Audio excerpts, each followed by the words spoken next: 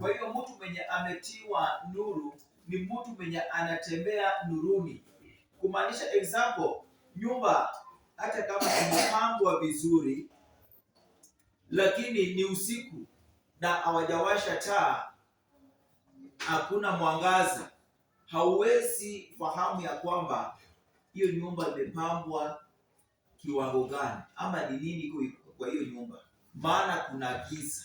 Bwana Yesu asifiwe.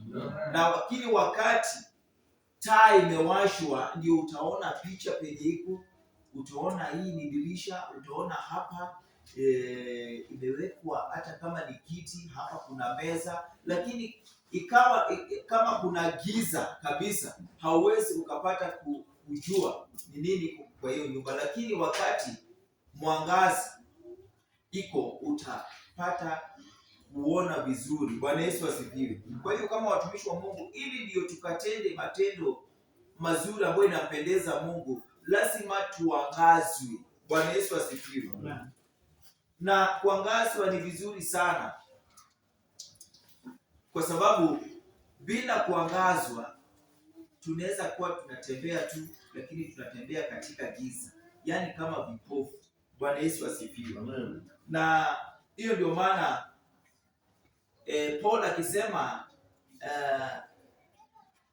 macho ya mioyo zetu, na tukisoma kitabu cha Matthew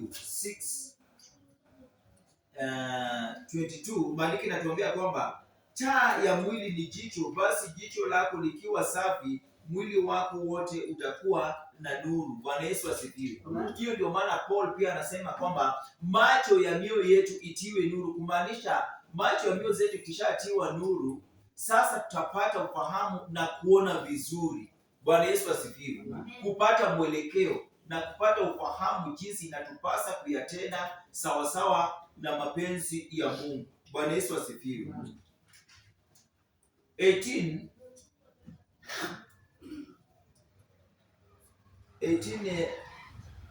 endelea kisema, baada macho ya mioyo yetu yatiwe nuru, mjue tumaini la mwito wake jinsi lilivyo, na utajiri wa utukufu wa urithi wake katika watakatifu jinsi ulivyo. 19 nasema, na ubora wa ukuu wa uweza wake ndani yetu tuaminio jinsi ulivyo kwa kadiri ya utendaji wa nguvu za uweza wake. Bwana Yesu asifiwe.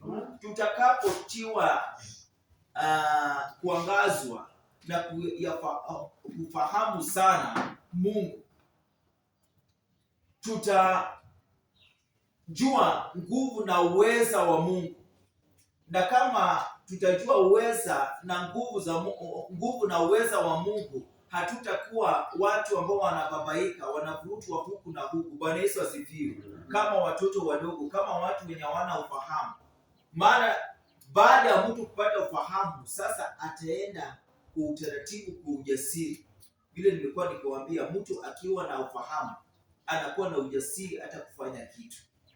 Hata kama ni kazi ya mkono na uko na ufahamu katika hiyo kazi, utaifanya kwa ujasiri, hautakuwa unababaika. Kwa hivyo hata na sisi kama waumini, tutakapopata ufahamu na kumjua sana mwana wa Mungu na kujua nguvu na uweza wake, hatutakuwa watu wa kubabaika, maana tutakuwa na ufahamu na kukuwa na imani ya kwamba huyu ambayo tunamtumikia ama tumemwamini ako na uweza na ako na nguvu ya kutenda. Bwana Yesu asifiwe. Kwa hivyo ni vizuri wapendwa kuangazwa ili